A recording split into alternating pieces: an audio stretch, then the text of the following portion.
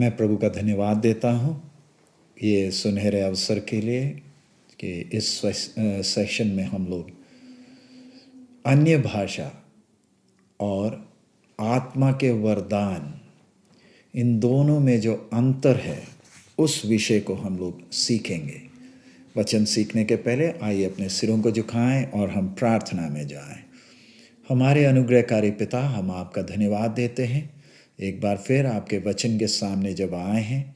बाप, हम आपसे विनती करते हैं आपके पवित्र वचन को आप हमें खोल कर दें ताकि हम अन्य भाषा के चिन्ह और आत्मा के वरदान में अन्य भाषा, ये दोनों का अंतर जब हम सीखते हैं, तेरी आत्मा वचन को स्पष्ट कर कर हमें खोल कर दे ताकि हम किसी के मन में कोई आशंका ना रहे और तेरा वचन जो स्पष्ट है उसकी स्पष्टता को समझकर तेरी इच्छा को जानकर तेरी महिमा के लिए हमारा जीवन बन सके।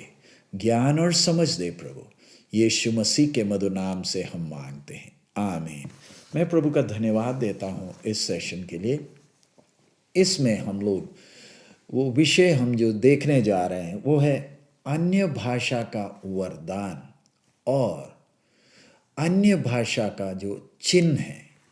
ये दो के फर्क के बारे में हम लोग सीखने जा रहे हैं और इसके विषय में बहुत दुविधा लोगों के मन में है। कई लोग बोलते हैं कि अन्य भाषा जब आप बोलते हैं तो लोगों को समझ आना चाहिए, उसका अनुवाद होना चाहिए।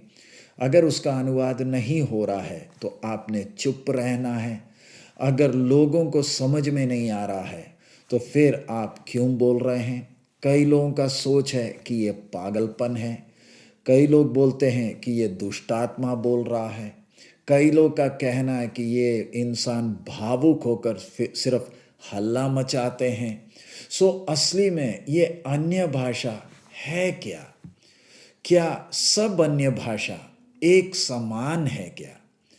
क्या अन्य भाषा का परमेश्वर की आत्मा का भरपूरी का चिन्ह अन्य भाषा है? और अगर वो अन्य भाषा है तो फिर हमें क्यों नहीं समझ में आ रहा? सो इसके कारण बहुत से विश्वासी और मसीह जगत में दुविधा होने के कारण आइए हम प्रार्थना के साथ परमेश्वर के वचन को देखें कि वचन इस अन्य भाषा के विषय में स्पष्ट हमसे क्या कहता है। अब सबसे पहले हमने समझने वाला बात है, ये जो अन्य भाषा का जो चिन्ह है, जो आहें भर भर कर जब एक व्यक्ति बात करता है, वो उसके जीवन में सबसे पहले अन्य भाषा के वरदान अनुभव होने के पहले अनुभव होने वाला एक चिन्ह है जो हम अन्य भाषा में आहें भर भर कर प्रभु से बात करते हैं। हम देखते हैं कि परमेश्वर के कलीसिया का इतिहास प्रेरितों के काम में हम लोग देखते हैं कि शुरुआत में ये सब शुरू हुआ कैसे, क्योंकि पुराने नियम में इसके बारे में हम देखते नहीं हैं।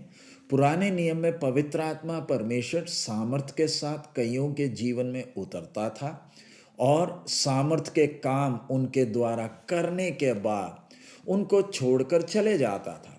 लेकिन पेंतिकोस्त के दिन कुछ अजीब सी घटना हम उस ऊपरी कोठरी में हम लोग देखते हैं। निकाल लीजिए इस और देखते हैं, और हम पहले शताब्दी की कलीसिया में हम देखते हैं वो कलीसिया का आरंभ का समय है।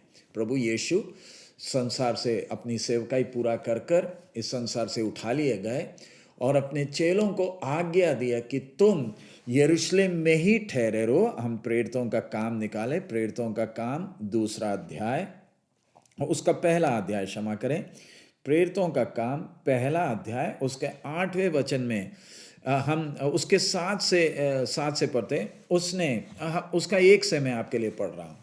हे थियोफिलुस, मैंने पहली पुस्तिका में उन सब बातों के विषय में लिखी जो यीशु ने आरंभ में किया और करता और सिखाता रहा, उस दिन तक जब वह उन प्रेरितों को जिन्हें उसने चुना था पवित्र आत्मा के द्वारा आज्ञा देकर ऊपर उठाया ना गया, और उसने दुख उठाने के बाद बहुत से बड़े प्रमाणों से अपने आप को उन्हें जीवित दिखाया, और 40 दिन तक वह उन्हें दिखाई देता रहा और परमेश्वर के राज्य की बातें करता रहा।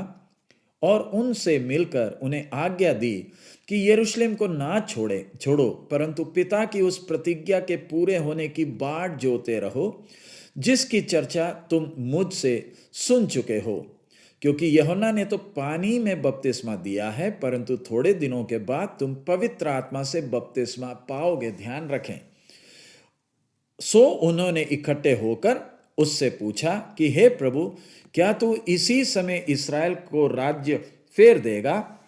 उसने उनसे कहा, उन समयों या कालों को जानना जिनको पिता ने अपने ही अधिकार में रखा है तुम्हारा काम नहीं, परंतु जब पवित्र आत्मा तुम पर आएगा तब तुम सामर्थ पाओगे, और यरूशलेम और सारे यहूदिया और सामरिया में और पृथ्वी की छोर तक मेरे गवाह होंगे। ध्यान दे, प्रभु यीशु जो ये बात कह रहा है, ये उनसे कह रहा है जिनके ऊपर तुम पवित्र आत्मा पाओ कर कर फूंका भी था। सो जिनके ऊपर पवित्र आत्मा पाओ करके फूंका, उनसे क्यों कहा जा रहा है कि तुम क्योंकि और उनसे मिलकर आज्ञा दी कि यरूशलेम को ना छोड़ो, परंतु पिता की उस प्रतिज्ञा के पूरे होने की बाट जोते रहो, जिसकी चर्चा तुम मुझसे सुन चुके हैं। सो इसका मतलब ये एक अलग अनुभव है जिसकी चेलों को सख्त जरूरत थी। फूंक मारने के बावजूद भी हम देखते हैं पतरस कैसे इनकार किया, बाकी चेलों ने कैसे यीशु को छोड़ दिया, यहूदा इस्करियोती भी कैसे बेचा है। तो पवित्र आत्मा का भरपूरी का एक अनुभव अलग है। और पहले शताब्दी की कलीसिया के शुरू होने के पहले प्रभु यीशु साफ कह रहा है कि तुम ठहरे रहो जब तक तुम पवित्र आत्मा तुम पर आएगा और तुम सामर्थ पाओगे। सो इन लोग जब इंतजार किए, तब हम देखते हैं ऊपरी कोठरी में पवित्र आत्मा सामर्थ के साथ उतरा है।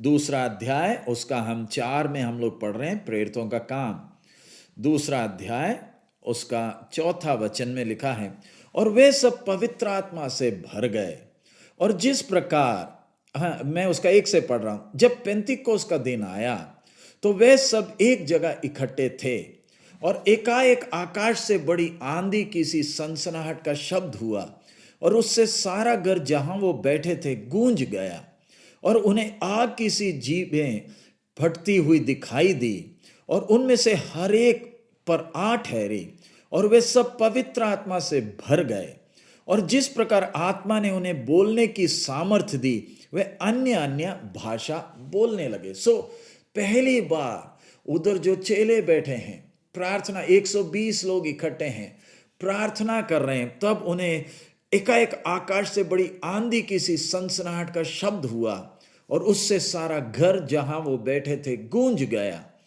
और उन्हें आग की सी जीभें फटती हुई दिखाई दी, और उनमें से हर एक पर 8 ठहरी, और वे सब पवित्र आत्मा से भर गए, और जिस प्रकार आत्मा ने उन्हें बोलने की सामर्थ दी, वे अन्य अन्य भाषा बोलने लगे। सो ये अन्य अन्य भाषा है क्या?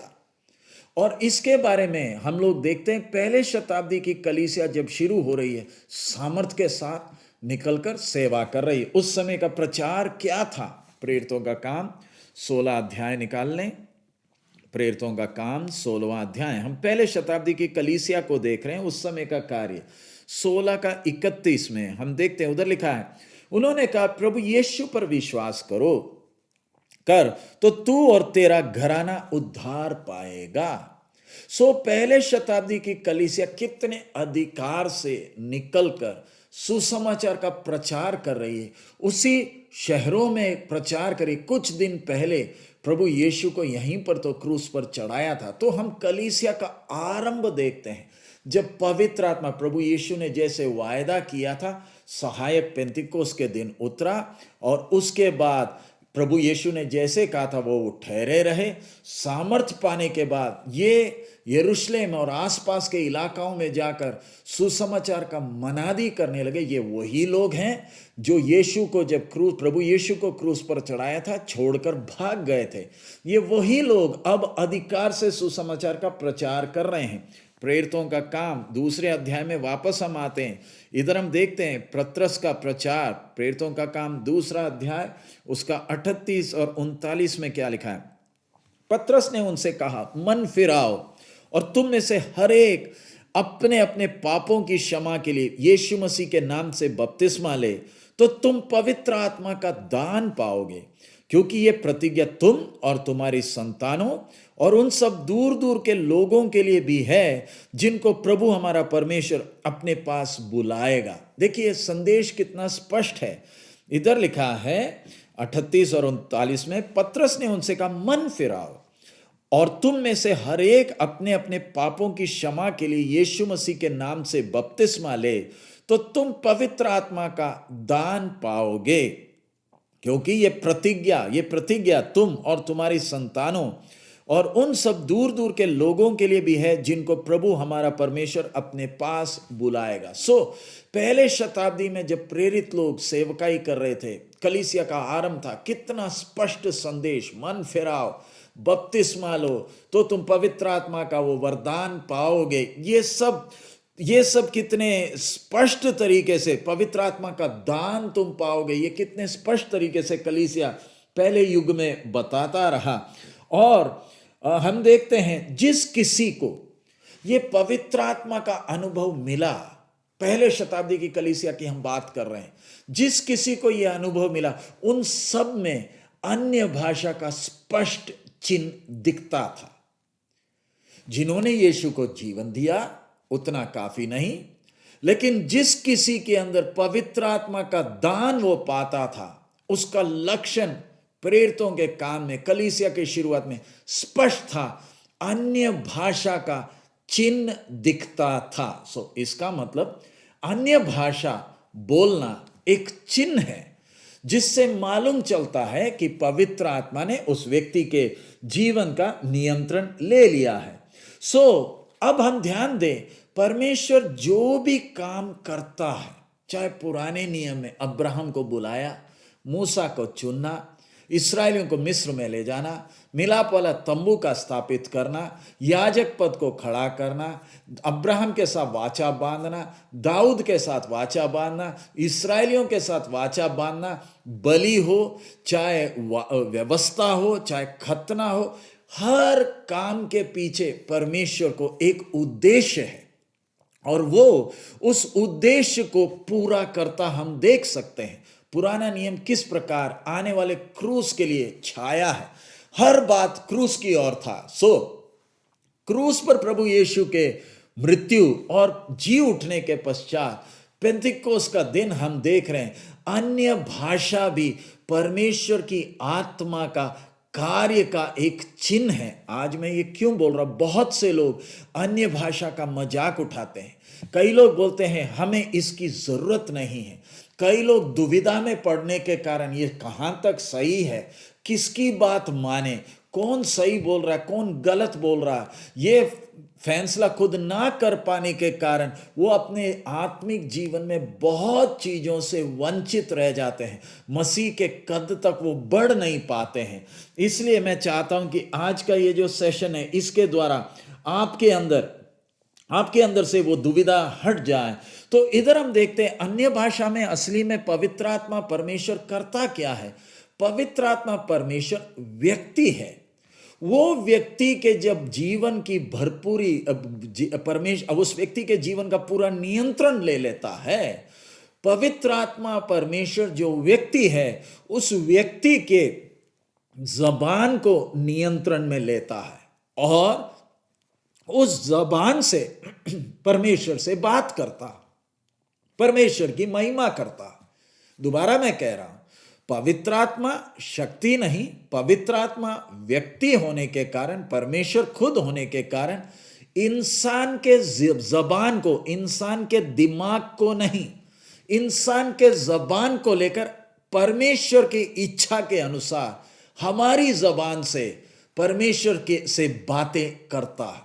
इसलिए मनुष्य की सोच काम में नहीं आती है, मनुष्य को मालूम ही नहीं चलता वो बोल क्या रहा है। इसलिए मनुष्य की बुद्धि इन क्या बोल रही है वो समझ पाने में असमर्थ है। इधर हम देखते हैं पवित्र आत्मा का जो बपतिस्मा का जो अनुभव, जो लपके आग की लपके दिखाई दी, उधर हम कलीसिया का शुरुआत आरंभ को देख रहे हैं, कलीसिया का युग शुरू कैसे हुआ है और जिस किसी में, और उधर हम देखें 120 जो बैठे थे उन एक एक के ऊपर आग की वो लपके दिखने लगी। वही हमने प्रेरितों के काम में दूसरे अध्याय में हमने पढ़ा है। और सब पवित्र आत्मा से भर गए, उसका 3 में पढ़ रहा, 2 के 3, और उन्हें आग किसी जीभें फटती दिखाई दी और उनमें से हर एक पर ठहरी। एक एक के ऊपर आग किसी जीभें ठहरी और वे सब पवित्र आत्मा से भर गए।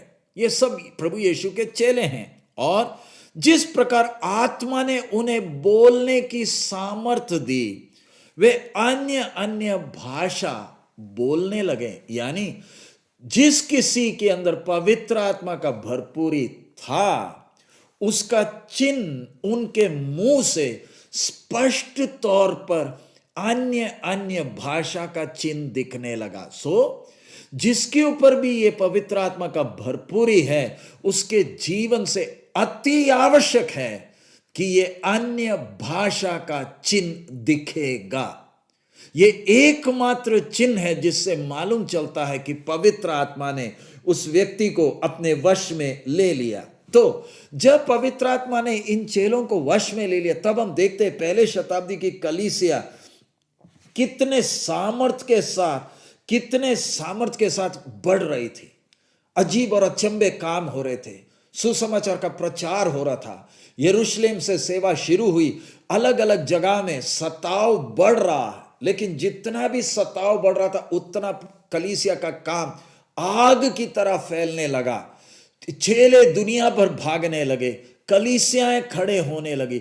ये काम तभी हो पाया जब पवित्र आत्मा ने, जैसे प्रभु यीशु ने वायदा किया था, सामर्थ पाओगे, तो ये सामर्थी हो गए और बिना डर के भागने लगे। सताव बढ़ रहा है फिर भी दिलेरी से भाग रहे। हमें स्तिफानोस के बारे में मालूम है, जो पवित्र आत्मा से परिपूर्ण था, कैसे अपने जीवन का पहला और आखिरी संदेश दिया और उसी के साथ कलीसिया का पहला शहीद होकर ये संसार से अपना दौड़ पूरा कर कर चला गया। तो इधर हम ध्यान दें, ये एक बहुत गंभीर एक सेवकाई है जिसमें परमेश्वर की आत्मा एक व्यक्ति के जीवन का नियंत्रण लेता है। मैं ये क्यों आपसे बोल रहा हूं? क्योंकि आज जिस प्रकार दुष्ट आत्मा, आपने देखा होगा, दुष्ट आत्मा जब एक व्यक्ति के अंदर आता है, वो उस व्यक्ति को अपने वश में ले लेता और फिर अपनी आदत उस व्यक्ति के द्वारा प्रकट करता। कई लोग, अफसोस होता है, कई लोग ये बात की गंभीरता ना समझते हुए, जिस किसी के अंदर दुष्टात्मा आता है, उसने अगर थूका या उसने मारा तो गुस्सा में आकर जिसके अंदर ये है उस व्यक्ति की मारपीट करते हैं। सोचते क्या है कि इस व्यक्ति को मारने से वो दुष्टात्मा को मार पड़ रही है। बिल्कुल नहीं। मेरा कहने का मतलब, दुष्टात्मा एक व्यक्ति को वश में लेकर अपनी आदत दिखाता है। तो क्या परमेश्वर की आत्मा जो व्यक्ति है, वो एक व्यक्ति को अपने नियंत्रण में लेकर क्या अपना स्वभाव प्रकट नहीं करेगा? तो जब एक व्यक्ति अन्य भाषा बोलता है तो हम क्यों बोलते हैं कि ये दुष्ट आत्मा बोल रहा है? क्या हम परमेश्वर की आत्मा का मजाक तो नहीं कर रहे? क्या इसके कारण हम अपने ऊपर दंड तो नहीं ला रहे हैं? इसलिए ध्यान रखें, अगर आपको यह अनुभव नहीं मिला है, कृपया कर जिसको यह अनुभव है उसका मजाक ना करें। आप परमेश्वर की आत्मा का, दुष्ट आत्मा का मजाक करें वो बात ही अलग है, लेकिन परमेश्वर की आत्मा का जब आप मजाक करते हैं, ध्यान रखें, परमेश्वर क्षमा नहीं करेगा। इसलिए ध्यान रखना इस विषय में। तो अगली बात, क्या सब अन्य भाषा बोलेंगे? क्या सबके सब अन्य भाषा बोलेंगे? पहला कुरिन्ती 12:30 निकालें। पहला कुरिन्ती 12वां अध्याय उसका 30वां वचन। इधर लिखा है, क्या सबको चंगा करने का वरदान मिला है? क्या सब नाना प्रकार की भाषा बोलते हैं? एक सवाल, क्या सबको चंगा करने का वरदान मिला है? क्या सब नाना प्रकार की भाषा बोलते हैं? आजकल कई लोगों का सोच है अन्य भाषा सबके लिए नहीं है। एक तरफ में कई बोलते हैं ये हमारे लिए नहीं है, दूसरे कई बोलते हैं ये सबके लिए नहीं है, ये किसी को गिने चुने को ही मिलता है। पढ़िए दूसरा तिमोथी 2:15। दूसरा तिमोथियस की दूसरी पत्री, उसका दूसरा अध्याय और उसका 15 वचन। अपने आप को परमेश्वर को ग्रहण योग्य और ऐसा काम करने वाला ठहराने का प्रयत्न कर जो लज्जित होने ना पाए और जो सत्य के वचन को ठीक रीति से काम में लाता है। जो सत्य के वचन को ठीक रीति से काम में लाता है। उसके साथ साथ दूसरा पत्रस 1:20, दूसरा पत्रस उसका पहला अध्याय उसका 20वां वचन। पर पहले यह जान लो कि पवित्र शास्त्र की कोई भी भविष्यवाणी किसी के अपने ही विचारधारा के आधार पर पूर्ण नहीं होती। एक और बार, पर पहले यह जान लो कि पवित्र शास्त्र की कोई भी भविष्यवाणी किसी के अपने ही विचारधारा के आधार पर पूर्ण नहीं होती। इसका मतलब परमेश्वर के वचन में जो भी बातें लिखी हैं, मुझे और आपको प्रार्थना के साथ उस वचन को जांच कर बांट कर देखना है कि ये वचन कह क्या रहा है। मैं ये क्यों कह रहा, बहुत से लोग कुछ एक आयत को लेकर अपने निजी सोच के अनुसार उस आयत को मोड़ते हैं, मरोड़ते हैं, ताकि अपने विचारधारा के अनुसार परमेश्वर के वचन को इस्तेमाल करें। ये एक बहुत बड़ी गलती है। प्यारे अजीजों, कोई एक आयत लेकर आप कोई उपदेश बना नहीं सकते। हमें परमेश्वर की आत्मा की सहायता चाहिए ताकि हम वचन को अच्छी तरह बांट कर देखें, क्योंकि कोई भी वचन मनुष्य ने अपने सोच से लिखा नहीं है। कोई भी भविष्यवाणी मनुष्य की इच्छा से कभी नहीं हुई है। यह परमेश्वर की आत्मा के प्रेरणा से है। सो जल्दी से कोई चीज का फैसला ना करें, वचन को जांच कर देखें। आज भी जो हम आपको वचन बता रहे हैं, आप वचन खोल कर देखें, जांच कर देखें क्या यह सही है। प्रार्थना कर कर देखें, परमेश्वर की आत्मा आपकी सहायता अवश्य करेगा। इधर हम वचन को अलग कर कर उसको तोड़ मरोड़ ना करें। पढ़िए इसके साथ दूसरा थिस्सलुनी उसका 2:11 और 12। दूसरा थिस्सलुनी उसका दूसरा अध्याय उसका 11 और 12। और इसी कारण परमेश्वर उनमें एक भटका देने वाली सामर्थ को भेजेगा ताकि वे झूठ की प्रतीति करें, और जितने लोग सत्य की प्रतीति नहीं करते वरन अधर्म से प्रसन्न होते हैं, सब दंड पाएंगे। ध्यान रखें, इधर लिखा हुआ, इस कारण परमेश्वर उनमें एक भटका देने वाली सामर्थ को भेजेगा ताकि वे झूठ की प्रतीति करें। क्यों ऐसे करते हैं परमेश्वर करे? क्योंकि उन्होंने सत्य के प्रेम को ग्रहण नहीं किया जिससे उनका उद्धार होता। हम जब वचन के सामने आए, सच्चे मन से आए, प्रभु तेरा वचन जैसे कहता है मैं मानने को तैयार हूं, किसी के कहने के अनुसार नहीं, तेरी आत्मा मुझसे बात करे। ऐसी प्रार्थना के साथ आप आएंगे तो परमेश्वर की आत्मा आपको वचन सीखने में मदद करेगा। अब हम अपने विषय में जा रहे हैं। प्रेरितों के काम में जो अन्य भाषा बोलते थे वो घटना और 1 कोरिन्थी 12:13-14 में लिखी हुई बातें दोनों दो है। अच्छी तरह समझिए, प्रेरितों के काम में जो अन्य भाषा के बारे में लिखा गया है वो, और 1 कोरिन्थी 12:13-14 में जो अन्य भाषा के विषय में लिखा गया है, ये दोनों दो है। ये चीज को अच्छी तरह ध्यान देना, दोनों एक नहीं है।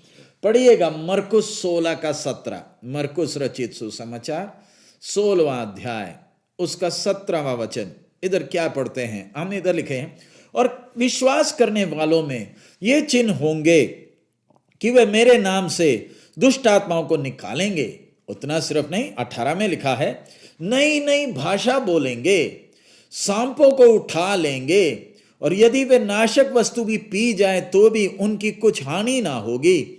वे बीमारों पर हाथ रखेंगे और वे चंगे हो जाएंगे। इधर लिखा हुआ शब्द वे नई नई भाषा बोलेंगे, उसका क्या मतलब है? क्या हम नई नई भाषाएं सीख कर बोलेंगे?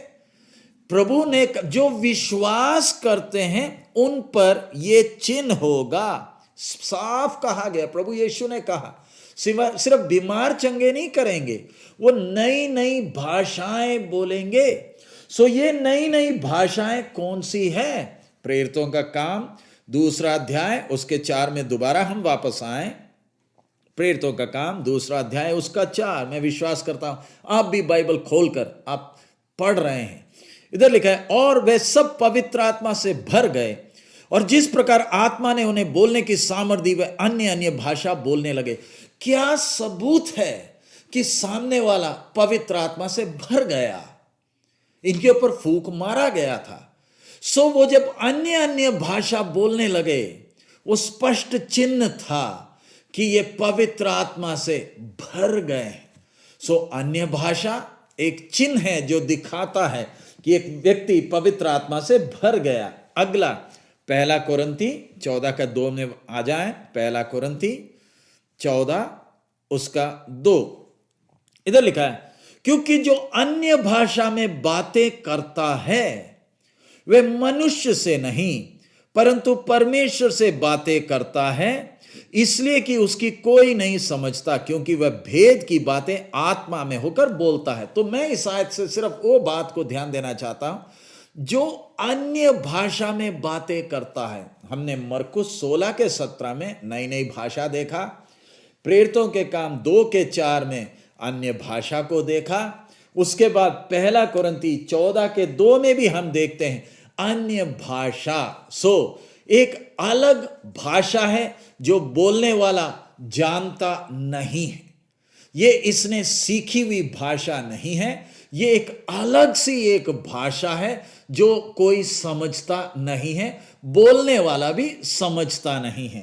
अब हम देखते हैं कि ये दोनों अन्य भाषा का वरदान और अन्य भाषा का चिन्ह, ये दोनों एक ही पवित्र आत्मा परमेश्वर के द्वारा हो रहा है।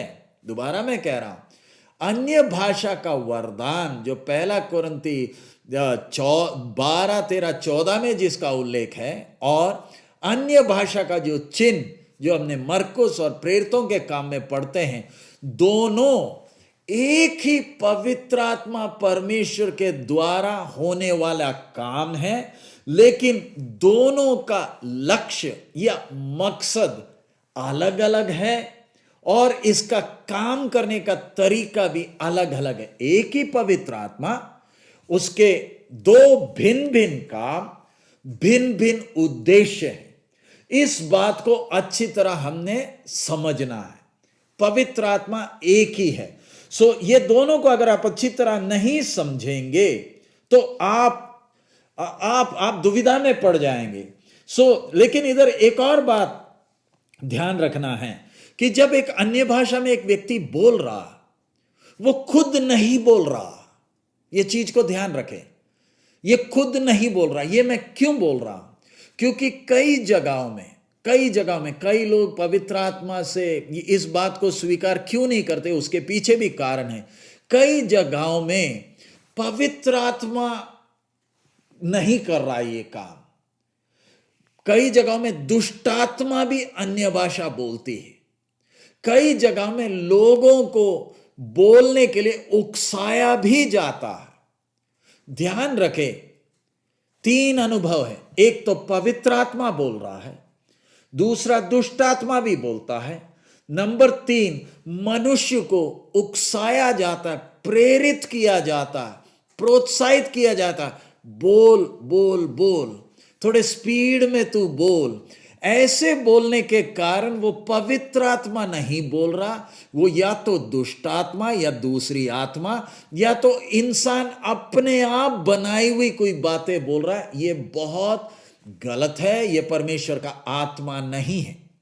लेकिन ऐसे दुष्ट आत्मा और मनुष्य बोलने के कारण इसका मतलब ये नहीं कि जहां कहीं अन्य भाषा बोला जा रहा है वो सब दुष्ट आत्मा बोल रहा है। इसका मतलब ये नहीं कि जहां कोई कहीं अन्य भाषा बोल रहा है वो इंसान रट रटाया बोल रहा है, नहीं। इसके बीच में असली भी है, जिधर परमेश्वर की आत्मा मनुष्य की कोई सहायता के बिना मनुष्य के अंगों का इस्तेमाल कर रहा है ताकि परमेश्वर से बातें कर सके।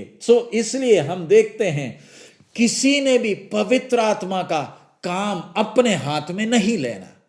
अगर किसी को पवित्र आत्मा का भरपूरी का अनुभव, मैंने इससे पहले एक और सेशन रिकॉर्ड कर दिया है, उसमें आप देख सकते कैसे हम ये भरपूरी को अनुभव करते हैं। मेरा आपसे विनती है, कोई भी पवित्र आत्मा के काम को अपने हाथ में ना ले। पवित्र आत्मा परमेश्वर जानता है काम कैसे करना, कैसे एक व्यक्ति के जीवन का नियंत्रण लेना है, इसलिए हम उसमें दखल ना डालें। अब यूहन्ना 14 का 16 हम पढ़ते हैं। यूहन्ना रचित सुसमाचार 14 अध्याय उसका 16 वचन में लिखा है, और मैं पिता से विनती करूंगा और वह तुम्हें एक और सहायक देगा कि वो सर्वदा तुम्हारे साथ रहे, सर्वदा तुम्हारे साथ रहे। उसके साथ साथ हम उसका 26 भी पढ़ते हैं, परंतु सहायक अर्थात पवित्र आत्मा जिसे पिता मेरे नाम से भेजेगा वह तुम्हें सब बातें सिखाएगा और जो कुछ मैंने तुमसे कहा वह सब तुम्हें स्मरण कराएगा। इधर हम प्रभु यीशु मसीह के पवित्र आत्मा जो सहायक आने वाला है उसके काम के बारे में, उसके वो क्या करेगा वो हमें बता रहे हैं। इधर 26 में, परंतु सहायक अर्थात पवित्र आत्मा जिसे पिता मेरे नाम से भेजेगा वह तुम्हें सब बातें सिखाएगा और जो कुछ मैंने तुमसे कहा वह सब तुम्हें स्मरण कराएगा। और इधर हमने उसके 16 में पढ़ा, वो सर्वदा तुम्हारे साथ रहेगा। पवित्र आत्मा एक व्यक्ति के जीवन में आया ताकि इसके जीवन में बहुत काम करना है। अन्य भाषा के चिन्ह के साथ साथ आत्मा के वरदान भी हैं। 9 प्रकार के अलग अलग वरदान हैं जो परमेश्वर की आत्मा एक व्यक्ति के द्वारा करता है। जैसे मैंने कहा, एक ही व्यक्ति पवित्र आत्मा एक व्यक्ति के अंदर 2 प्रकार के काम हैं। एक उसके अंगों को लेकर बात करता है, दूसरा इसी व्यक्ति के द्वारा अपने वरदानों को भी प्रकट करता है। एक ही व्यक्ति ये काम कर रहा है। इसलिए हम देखें कि पुराने प्रेरितों के काम में जो लोगों ने पवित्र आत्मा पाया उनके बारे में हम कुछ बातें देखें। प्रेरितों का काम 10वां अध्याय निकाल लें। प्रेरितों का काम 10वां अध्याय उसका 3 हम पढ़ते हैं। उसने दिन के तीसरे पहर के निकट दर्शन में स्पष्ट रूप से देखा कि परमेश्वर का एक स्वर्गदूत मेरे पास भीतर आकर कहता है कि हे कुरनेलियुस, उसके 5 में लिखा है, और अब याफा में मनुष्य भेजकर शिमोन को जो पतरस कहलाता है बुलवा ले। पवित्र आत्मा, इधर हम देखते हैं परमेश्वर कुरनेलियुस से बात कर रहा है। उसी अध्याय का 15 और 16 हम पढ़ते हैं। फिर दूसरी बार उसे शब्द सुनाई दिया कि जो कुछ परमेश्वर ने शुद्ध ठहराया उसे तू अशुद्ध मत कर। ये पतरस के साथ परमेश्वर का आत्मा का 3 बार ऐसा ही हुआ। तब तुरंत वह पात्र आकाश पर उठा लिया गया। और उसके बाद हम 19 पढ़ते हैं। पतरस जो उस दर्शन के पर सोच ही रहा था कि आत्मा ने उससे कहा, देख 3 मनुष्य तेरे खोज में हैं, सो उठकर नीचे जा और बेखटके उनके साथ हो ले, क्योंकि मैं ही ने उन्हें भेजा है। तो हम देख रहे पहले शताब्दी में कुरनेलियुस और पतरस। कुरनेलियुस दर्शन देकर भेज रहा है, इधर परमेश्वर पतरस को मन को तैयार कर रहा है ताकि वो सेवकाई के लिए जाए।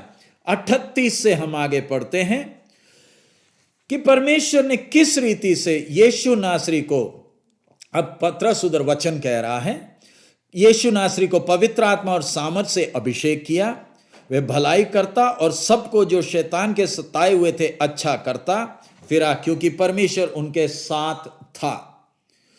और हम उन सब कामों के गवाह हैं जो उसने यहूदिया के देश और यरूशलेम में भी किया, और उन्होंने उसे काट पर लटकाकर मार डाला। उसको परमेश्वर ने तीसरे दिन जिलाया और प्रकट भी कर दिया है, सब लोगों को नहीं, वरन उन गवाहों को जिन्हें परमेश्वर ने पहले से चुन लिया था, अर्थात हमको जिन्होंने उसको मरे हुओं में से जी उठने के बाद उसके साथ खाया पिया। और उसने हमें आज्ञा दी कि लोगों में प्रचार करो और गवाही दो कि ये वही है जिसे परमेश्वर ने जीवते और मरे हुओं का न्याय ठहराया है। उसकी सब भविष्यद्वक्ता गवाही देते हैं कि जो कोई उस पर विश्वास करेगा उसको उसके नाम के द्वारा पापों की क्षमा मिलेगी। पत्रस ये बातें कह ही रहा था कि पवित्र आत्मा वचन के सब सुनने वालों पर उतर आया, और जितने खतना किए हुए विश्वासी पत्रस के साथ आए थे वे सब चकित हुए कि अन्य जातियों पर भी पवित्र आत्मा का दान उंडेला गया है, क्योंकि उन्होंने उन्हें भांति भांति की भाषा बोलते और परमेश्वर की बड़ाई करते सुना। इस पर पत्रस ने कहा, क्या कोई जल को रोक कर सकता है कि ये बपतिस्मा ना पाए, जिन्होंने हमारी नाई पवित्र आत्मा पाया है। और उसने आज्ञा दी कि उन्हें यीशु मसीह के नाम में बपतिस्मा दिया जाए। तब उन्होंने उससे विनती की कि कुछ दिन हमारे साथ रहे। सो हम देख रहे हैं पवित्र आत्मा, वचन जब प्रचार किया जा रहा है, पवित्र आत्मा उतरा अन्य जातियों पर। खतना किए हुए भी हैरान हो गए, कैसे मालूम चला कि अन्य जातियों पर पवित्र आत्मा उतरा है, कि वो अन्य भाषा जैसे ये बोलते थे वैसे वो भी अन्य भाषाएं बोलकर परमेश्वर की महिमा करने लगे। तब जाकर पत्रस ने आज्ञा दी कि इनको बपतिस्मा लेना है, बपतिस्मा देना है। सो आगे हम देखते हैं प्रेरितों का काम, उसका 11वां अध्याय का 2 से 4 भी हम पढ़ें। प्रेरितों का काम उसका 11वां अध्याय उसका 2 से 4 इधर लिखा है। और जब पत्रस यरूशलेम में आया तो खतना किए हुए लोग उससे वाद विवाद करने लगे कि तूने खतना रहित लोगों को यहां जाकर उनके साथ खाया। तब पत्रस ने उन्हें आरंभ से क्रम अनुसार ये सुनाया। उधर हुई घटना को आप बाद में आप पढ़कर देख सकते हैं कि पत्रस उधर बता रहा है कि जब वो वचन बता रहा था तब उनके हाथ में क्या, उनके साथ क्या हुआ। उसके साथ अब उसका 17 और 18। सो जबकि परमेश्वर ने उन्हें भी वही दान दिया जो हमें प्रभु यीशु मसीह पर विश्वास करने से मिला था, तो मैं कौन था जो परमेश्वर को रोक सकता। ध्यान रखे पत्रस क्या कह रहा है, उनको भी वो दान मिला। वरदान की बात नहीं कर रहा, वो दान मिला जो परमेश्वर ने हमें भी दिया है। यह सुनकर वे चुप रहे और परमेश्वर की बड़ाई करके कहने लगे, तब तो परमेश्वर ने अन्य जातियों को भी जीवन के लिए मन फिराव का दान दिया है।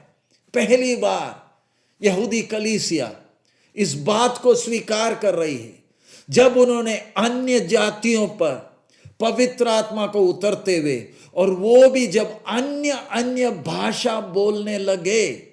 ये जब इन्होंने वो चिन्ह को देखा तब वो चुप रहे और परमेश्वर की महिमा करने लगे। और फिर हम आगे देखते हैं प्रेरितों का काम 19 का, प्रेरितों का काम उसका 19वां अध्याय निकालें, 19 का 2 और 3। अब इधर हम पौलुस का देखते हैं। उनसे कहा, क्या तुमने विश्वास करते समय, मैं उसका 19 का 1 से पढ़ रहा। और जब अपुल्लोस कुरिन्थुस में था तो पौलुस ऊपर से सारे देश में होकर इफिसुस में आया और कई चेलों को देखकर उनसे कहा, क्या तुमने विश्वास करते समय पवित्र आत्मा पाया। उन्होंने उससे कहा, हमने तो पवित्र आत्मा की चर्चा भी नहीं सुनी। उसने उनसे कहा, तो फिर तुमने किसका बपतिस्मा लिया। उन्होंने कहा, यूहन्ना का बपतिस्मा लिया है। सो उसके नीचे हम लोग पढ़ते 6 में हम देखते हैं, और जब पौलुस ने उन पर हाथ रखे तो उन पर पवित्र आत्मा उतरा और वे भिन्न भिन्न भाषा बोलने और भविष्यवाणी करने लगे। भिन्न भिन्न भाषा और भविष्यवाणी करने लगे। सो इधर हम पौलुस की सेवकाई में भी देख रहे हैं कि किस प्रकार पवित्र आत्मा उतरा और वो भिन्न भिन्न भाषा बोलने लगा। उनसे पहले पूछा गया कि क्या पवित्र आत्मा, क्या तुमने विश्वास करते समय पवित्र आत्मा पाया? उन्होंने उससे कहा, हमने तो पवित्र आत्मा की चर्चा भी नहीं सुनी थी। ये विश्वासी हैं, इन्होंने पवित्र आत्मा के बारे में सुना भी नहीं है, लेकिन इन्होंने विश्वास किया है। सो पवित्र आत्मा इनके जीवन में आ चुका था। अब इनके ऊपर जब हाथ रखा तब अन्य अन्य भाषा ये बोलने लगे। अब इसके साथ हम आते हैं पहला कुरिन्ती उसका 12वां अध्याय उसका पहला वचन।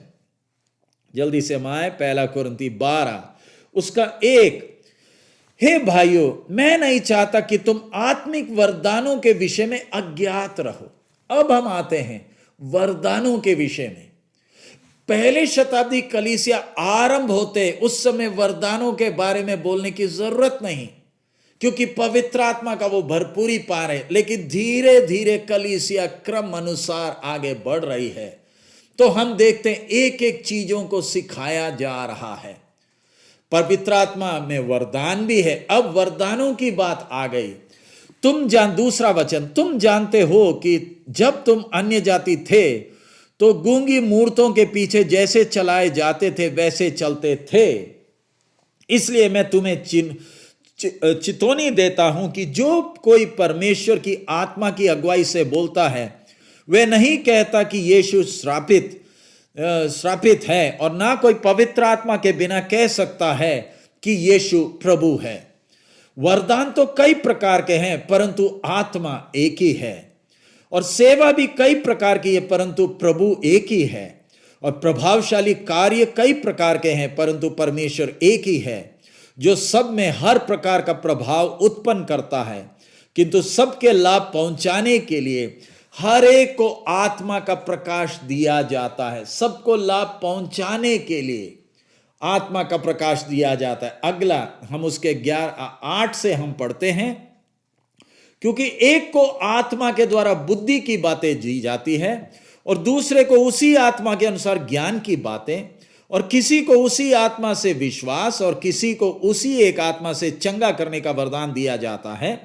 फिर किसी को सामर्थ के काम करने की शक्ति, और किसी को भविष्यवाणी की, और किसी को आत्माओं की परख, और किसी को अनेक प्रकार की भाषा, और किसी को भाषाओं का अर्थ बताना। परंतु ये सब प्रभावशाली कार्य वही एक आत्मा करवाता है, और जिसे जो चाहता है वो बांट देता है। इधर ध्यान रखें, आत्मा का वरदान सबके लिए नहीं है, लेकिन अन्य भाषा सबके लिए है। मैंने प्रेरितों के काम में आयतें पढ़ी और मेरा विश्वास है आपको समझ में आया। लेकिन आत्मा का वरदान इधर हम पढ़ते हैं, और जिसे जो चाहता है वो बांट देता है, जिसे जो चाहता है। सो वरदान सबके लिए नहीं, लेकिन अन्य भाषा सबके लिए है। सो इधर हम आगे उसका पढ़ते हैं 12 का 28, यही पहला कुरिन्ती 12 का 28। और परमेश्वर ने कलीसिया में अलग अलग व्यक्ति नियुक्त किए हैं। प्रथम प्रेरित, दूसरा भविष्यद्वक्ता, तीसरा शिक्षक, फिर सामर्थ के काम करने वाला, फिर चंगा करने वाला, और उपकार करने वाला, और प्रधान, और नाना प्रकार की भाषा बोलने वाले। और उसके नीचे हम लोग 29 और 30 भी, क्या सब प्रेरित हैं? क्या सब भविष्यद्वक्ता हैं? क्या सब उपदेशक हैं? क्या सब सामर्थ के काम करने वाले हैं? क्या सबको चंगा करने का वरदान मिला है?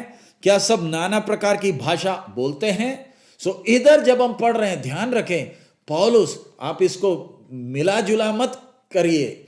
इधर वरदान की चर्चा हो रही है, सबको नहीं मिलता, इसलिए क्या सब नाना प्रकार की भाषा बोलते हैं? तो इधर विषय वरदान है। इसके आगे हम लोग पढ़ लें पहला कुरिन्ती 13 का 8। पहला कुरिन्ती 13वां अध्याय निकाल लें और उसका 8 हम पढ़ते हैं। प्रेम कभी टलता नहीं, भविष्यवाणी हो तो समाप्त हो जाएगी, भाषाएं हो तो जाती रहेगी, ज्ञान हो तो मिट जाएगी, क्योंकि हमारा ज्ञान अधूरा है और हमारी भविष्यवाणी अधूरा है। सो कई लोगों का सोच क्या है कि अन्य भाषा मानते तो हैं, था, लेकिन अब उसकी जरूरत नहीं है। कईयों का सोचो पहले शताब्दी की कलीसिया के लिए थी, अब हमारे लिए है नहीं।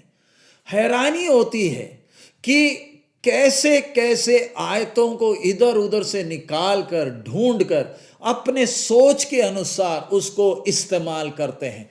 सो अगर भविष्यवाणी इधर आयत में जैसे हमने पढ़ा है 8 में, प्रेम कभी टलता नहीं, भविष्यवाणी हो तो समाप्त हो जाएंगी, भाषाएं हो तो जाती रहेंगी, ज्ञान हो तो मिट जाएंगी, क्योंकि हमारा ज्ञान अधूरा है और हमारी भविष्यवाणी अधूरी है।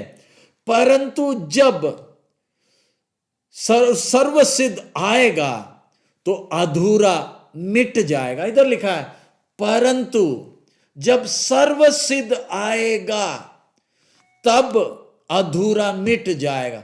ये सर्वसिद्ध जब आएगा, जब हमारा प्रभु आएगा, तब हमें भाषाओं का वरदान का जरूरत नहीं, तब हमें अन्य भाषा की जरूरत नहीं। ये अभी जब हम इस संसार में हैं इसकी जरूरत है। अगर भाषाएं खत्म हो गई, अन्य अन्य भाषाएं खत्म हो गई, तो क्या भविष्यवाणी भी खत्म हो गया क्या? सो परमेश्वर के वचन में जो भविष्यवाणियां हैं, क्या ये भी खत्म हो गई? उसके साथ क्या ज्ञान भी खत्म हो गया? क्या ये सब मिट गया है? इधर विषय जब सर्वसिद्ध आएगा तब इसकी जरूरत नहीं पड़ेगी। उस संदर्भ में यह कहा गया है। अब पहला कुरिन्थी 14 का 1 और 2 पहले भी हमने पढ़ा है, उसको हम दोबारा पढ़े। पहला कुरिन्थी 14 का 1 और 2, प्रेम का अनुकरण करो और आत्मिक वरदानों की भी धुन में रहो, विशेष करके ये कि भविष्यवाणी करो, क्योंकि जो अन्य भाषा में बातें करता है वो मनुष्य से नहीं परंतु परमेश्वर से बातें करता है, इसलिए कि उसकी कोई नहीं समझता, क्योंकि वह भेद की बातें आत्मा में होकर बोलता है। सो इधर ध्यान रखे, इधर वरदानों की बात है। इधर शुरू में लिखा है आत्मा के वरदानों के धुन में लगे रहो। फर्क है, अन्य भाषा में बोलने वाला वो भेद की बातें कर रहा, वो जब आहें भर भर कर, रोमी 8 का 27 में पढ़ रहा हूं। रोमी मैं इतनी आयतें क्यों ले रहा हूं? ताकि आपको विश्वास हो जाए परमेश्वर का वचन क्या कहता है। रोमी 8 का 27, और मनों का जांचने वाला जानता है कि आत्मा की मनसा क्या है, क्योंकि वह पवित्र लोगों के लिए परमेश्वर की इच्छा के अनुसार विनती करता है। सो जब अन्य भाषा में जब एक व्यक्ति, वरदान नहीं, अन्य भाषा में जब एक व्यक्ति बात कर रहा है, वो भेद की बातें कर रहा है, और ये भेद में पवित्र आत्मा परमेश्वर जो व्यक्ति है, इस व्यक्ति के जबान को नियंत्रण में लेकर मनों को जांचने वाला जानता है कि आत्मा की मनसा क्या है, क्योंकि वह पवित्र लोगों के लिए परमेश्वर की इच्छा के अनुसार विनती कर रहा है। इसके साथ साथ इधर लिखा है वो भेद की बातें कर रहा है। सो इसके साथ साथ पहला कुरिन्थी 14 का 3 भी हम पढ़े। पहला कुरिन्थी 14 का 3, पहला कुरिन्थी 14 के 3 में हम पढ़ते हैं, परंतु जो भविष्यवाणी करता है वह मनुष्य से उन्नति और उपदेश और शांति की बातें कहता है। अब देखिए, मैं जब आहें भर भर कर अन्य भाषा में बोल रहा हूं, मैं परमेश्वर से बात कर रहा हूं, लेकिन जब भविष्यवाणी करता हूं वह मनुष्य से उन्नति और उपदेश और शांति की बातें कहता है। भविष्यवाणी में परमेश्वर मनुष्य से, मनुष्य के समझने वाली भाषा में बात कर रहा है। अन्य भाषा में एक व्यक्ति आहें भर भर कर अपनी आत्मिक उन्नति के लिए परमेश्वर की आत्मा उसके द्वारा बात कर रही है। आगे उसके 4 में लिखा है, जो अन्य भाषा में बातें करता है वह अपनी ही उन्नति करता है। दोबारा ध्यान दे, अपनी ही उन्नति करता है, परंतु जो भविष्यवाणी करता है वह कलीसिया की उन्नति करता है। तो इसका क्या मतलब? क्या कलीसिया की उन्नति ही हो, हमारे व्यक्तिगत जीवन की उन्नति ना हो? दोनों चाहिए। पौलुस दोनों के बीच का अंतर बता रहा। ये नहीं कह रहा कि ये नहीं चाहिए, दोनों चाहिए, लेकिन दोनों का जरूरत या इस्तेमाल होने वाला जरूरत अलग अलग है। एक एक व्यक्ति की उन्नति के लिए, दूसरा कलीसिया की उन्नति के लिए। जब तक मैं खुद उन्नति ना करूं तो फिर कलीसिया क्या उन्नति करेगी? आगे हम लोग देखते हैं परमेश्वर उसका 14 का 12, हम लोग 12 और 13। इसलिए तुम भी जब आत्मिक वरदानों के धुन में हो तो ऐसा प्रयत्न करो कि तुम्हारे वरदान की उन्नति से कलीसिया की उन्नति हो। इस कारण जो अन्य भाषा बोले तो वे प्रार्थना करे कि उसका अनुवाद भी कर सके। और उसके 27 में हम पढ़ते हैं, यदि अन्य भाषा में बातें करनी हो तो दो दो या बहुत हो तो तीन तीन जन बारी बारी बोले और एक व्यक्ति अनुवाद करे। अब इधर आता है अन्य भाषा का वरदान और भविष्यवाणी में फर्क। भविष्यवाणी में परमेश्वर की आत्मा मनुष्य के समझने वाली भाषा में संदेश दे रहा है। अन्य भाषा का वरदान क्या है? उसमें भी अन्य भाषा है, मनुष्य को समझ नहीं आता। ये एक चिन्ह है कई अविश्वासियों के लिए, ताकि वो भी समझ ले कि ये परमेश्वर बात कर रहा है। इसमें एक अन्य भाषा बोलता है, जिसको अन्य भाषा का अनुवाद का वरदान है, वो उसका अनुवाद करता है। तो एक अन्य भाषा जोर से बोल रहा है, दूसरा अनुवाद कर रहा है। तो ये अन्य भाषा में मनुष्य परमेश्वर से बात नहीं करता, इस वरदान में परमेश्वर मनुष्य से बात कर रहा है। भविष्यवाणी अलग। अन्य भाषा के वरदान में परमेश्वर एक अनुवाद करने वाले को भी इस्तेमाल क्यों कर रहा है? ताकि सामने वाला समझ जाए कि ये जो संदेश आ रहा है ये मनुष्य की सोच से नहीं है, ये परमेश्वर खुद ही बात कर रहा है। क्योंकि कलीसिया में कई लोग आत्मिक नहीं होते। भविष्यवाणी के द्वारा प्रभु बात करे तो वो इतने ढीठ होते हैं, वो सोचते हैं ये कहीं से किसी की कहीं सुनकर मेरे से बोल रहा है। इस व्यक्ति के अंदर से वो शक हटाने के लिए परमेश्वर आत्मा के वरदानों के द्वारा बात करता है। और इधर पौलुस के द्वारा परमेश्वर का आत्मा वो क्रम को बता रहा है कि किस प्रकार इस वरदान ने कार्य करना है। इधर लिखा है, हमने उसके बारे में 12 और 13 में पढ़ा है, इसलिए हम उसके 27 में हम देख रहे हैं, यदि अन्य भाषा में बातें करनी हो तो दो दो या बहुत हो तो तीन तीन जन बारी बारी बोले। ये आप जब कलीसिया में आत्मा का वरदान कार्य करता है तब आप देख सकते हैं एक व्यक्ति अन्य भाषा में जोर से बोलने लगता है, और जब वो जोर से बोल रहा है परमेश्वर का आत्मा वो नियंत्रण करता है उस माहौल को।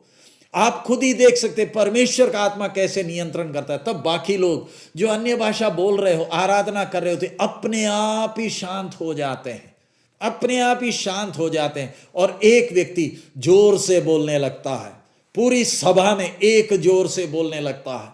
जब जोर से बोल रहा है समझ में तो नहीं आ रहा, लेकिन तब कलीसिया प्रार्थना करती है, प्रभु तू हमसे बोल, प्रभु तू हमसे बोल।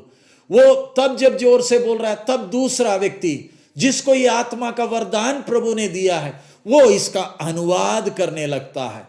ये बोलता है, रुकता है, दूसरा अनुवाद करता है, फिर बोलता है, फिर दूसरा अनुवाद करता है। ऐसे दो दो या तीन दिन बारी बारी कर कर बोल रहे होते हैं। सब प्रभु की कलीसिया में परमेश्वर की उपस्थिति का वो एहसास होने लगता है। परमेश्वर कैसे जो सब रहस्यों को जानता है, जो सर्वज्ञानी है, कैसे कलीसिया की उन्नति के लिए, कलीसिया को पवित्र करने के लिए ये वरदानों का इस्तेमाल कर रहा है। इसलिए दोनों में हम लोग खुद उस चीज को देखे हैं। ये वरदानों को मैं अपने जीवन में अनुभव करने के कारण मैं आपके सामने इस बात को अनुभव से कह पाता हूं कि किस प्रकार परमेश्वर का आत्मा ये वरदानों को इस्तेमाल करता है ताकि कलीसिया उन्नति करे। इसलिए मैं चाहूंगा कि हम इन दिनों में, अगर आप में से किसी ने ये अन्य भाषा का अनुभव नहीं पाया है, आप प्रार्थना करें। वो दूसरे क्लास को आप सुन सकते हैं कि हम कैसे उस अनुभव को पा सकते हैं। लेकिन आप में से जिन्होंने पवित्र आत्मा का भरपूरी को पाया है, प्रेरित तो हमने कुरिन्थियों की पत्री पहला 14 का 1 में लिखा है, प्रेम का अनुकरण करो और आत्मिक वरदानों की भी धुन में रहो, विशेष कर कि भविष्यवाणी करो, और बाकी वरदान भी है। जिस प्रकार परमेश्वर ने प्रेरित, भविष्यद्वक्ता और शिक्षक, उसके बाद पासबान, चरवाहा और सुसमाचार प्रचार करने वाले, ऐसे अलग अलग को इस्तेमाल किया, खड़ा किया ताकि कलीसिया उन्नति करे, वैसे प्रभु चाहता है जब कलीसिया का जाने का समय आ गया, कलीसिया शुद्ध हो जाए, पवित्र हो जाए। पढ़िए श्रेष्ठ गीत, आइए श्रेष्ठ गीत उसका 4 अध्याय का 7 हम पढ़ें। श्रेष्ठ गीत 4 अध्याय उसके 7 में लिखा है, हे मेरे प्रिय, तू सर्वांग सुंदरी है, तुझ में कोई दोष नहीं है। हमारा प्रभु अपने दुल्हन को लेने के लिए आ रहा है, और वो दुल्हन की उस महिमा को देखकर दूल्हा क्या कह रहा है, हे मेरी प्रिय, तू सर्वांग सुंदरी है, तुझ में कोई दोष नहीं। उसके साथ साथ श्रेष्ठ गीत 1 अध्याय उसका 4 वचन भी हम पढ़ें।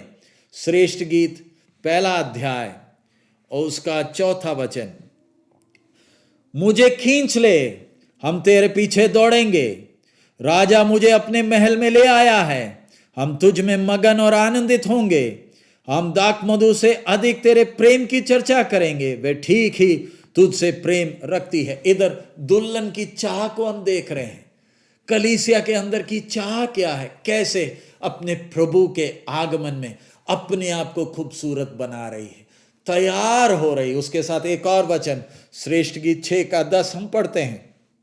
श्रेष्ठ गीत उसका 6वां अध्याय उसका 10वां वचन, इधर हम पढ़ते हैं, ये कौन है जिसकी शोभा भोर के तुल्य है, जो सुंदरता से चंद्रमा और निर्मलता में सूर्य और पताका फहराती हुई सेना के तुल्य भयंकर दिखाई पड़ती है।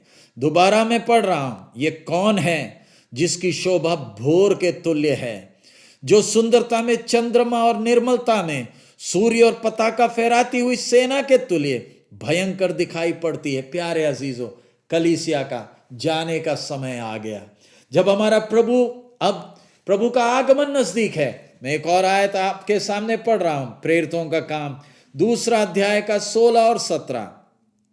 प्रेरितों का काम 2 अध्याय उसका 16 और 17 में हम पढ़ते हैं, परंतु ये वो बात है जो योएल भविष्यद्वक्ता के द्वारा कही गई है, कि परमेश्वर कहता है कि अंत के दिनों में ऐसा होगा कि मैं अपनी आत्मा सब मनुष्य पर उंडेलूंगा, और तुम्हारे बेटे और तुम्हारे बेटियां भविष्यवाणी करेंगे, और तुम्हारे जवान दर्शन देखेंगे, और तुम्हारे पुरनिये स्वप्न देखेंगे। सो इधर पत्रस याद दिला रहा, ये जो अन्य अन्य भाषाएं सुन रहे हो, ये नई बात नहीं है। पुराने नियम में योएल भविष्यवाणी वक्ता के द्वारा ये भविष्यवाणी किया गया था, ये परमेश्वर का वायदा था, उसी की आपूर्ति को देख रहे हैं। अब इधर एक और आयत में पढ़कर समाप्त करूंगा, लूका रचित सुसमाचार, ये आपके लिए चेतावनी है। लूका रचित सुसमाचार 1 का 18 से 20। जकरिया ने स्वर्गदूत से पूछा, ये मैं कैसे जानूं, क्योंकि मैं तो बूढ़ा हूं और मेरी पत्नी भी बूढ़ी हो गई है। स्वर्गदूत ने उसको उत्तर दिया कि मैं जिब्राइल हूं, जो परमेश्वर के सामने खड़ा रहता हूं, और मैं तुझसे बातें करने को और तुझे सुसमाचार सुनाने को भेजा गया हूं। और देख, जिस दिन तक ये बातें पूरी ना हो लें, उस दिन तक तू मौन रहेगा और बोल ना सकेगा, इसलिए कि तूने मेरी बातों की जो अपने समय पर पूरी होंगी प्रतीति नहीं की। ध्यान दीजिए अजीजों, समाप्त करने जा रहे हैं। जकरिया ने भरोसा नहीं किया, विश्वास नहीं किया, उसको चिन्ह क्या दिया गया, अविश्वास के कारण उसको गूंगा बनाया। प्यारे अजीजों, ये जो अन्य भाषा का अनुभव, अन्य भाषा का वरदान, हम इसका मजाक ना उठाएं। ये पवित्र आत्मा का कार्य है, कलीसिया को शुद्ध करने का कार्य है, एक एक व्यक्ति को शुद्ध करने का कार्य है। आप अगर विश्वास नहीं करेंगे, आपको कभी भी जकरिया की तरह जैसे गूंगा किया, वैसे अब कभी भी आपको ये अनुभव नहीं मिल पाएगा, लेकिन यदि आप अपने आप को नम्र कर कर परमेश्वर की आत्मा को अपने जीवन में कार्य करने दे, आपके जीवन में परमेश्वर का आत्मा कार्य कर कर उद्धार के काम को पूरा करेगा। आइए हम अपने सिरों को झुकाएं और प्रार्थना करें। हमारा प्रभु जल्दी आ रहा है, पवित्र आत्मा में वो सामर्थ है। हमारे अनुग्रहकारी पिता, हम आपका धन्यवाद देते हैं इस सेशन के द्वारा पवित्र आत्मा के कार्य, 2 कार्यों के बारे में सीखने के लिए आपने मदद किया। प्रभु, हम कोई भी अविश्वास में ना रहे, तेरे वचन पर हम संदेह ना करें, और शैतान जो ये वचनों को घुमा फिरा कर हमें इस बड़े आशीष से वंचित रखना चाहता है, उस चालाकी को पहचानने के लिए एक एक को सहायता कर, ताकि हमारे जीवनों में प्रभु तेरी महिमा हो, हम अपनी तैयारी पूरा कर सके। कलीसिया सर्वांग सुंदर है प्रभु, हमारा प्रिय हमें लेने के लिए जल्दी आ रहा है। धन्यवाद देते हैं, यीशु मसीह के मधुर नाम से हम मांगते हैं, आमीन। प्रभु यीशु का अनुग्रह, पिता का प्रेम, पवित्र आत्मा की सहभागिता हम सबके साथ अब से लेकर हमारे प्रभु के आगमन तक होती रहे, आमीन। प्रभु आप सबको आशीष दे। मारानाथा, हमारा प्रभु अति शीघ्र आ रहा।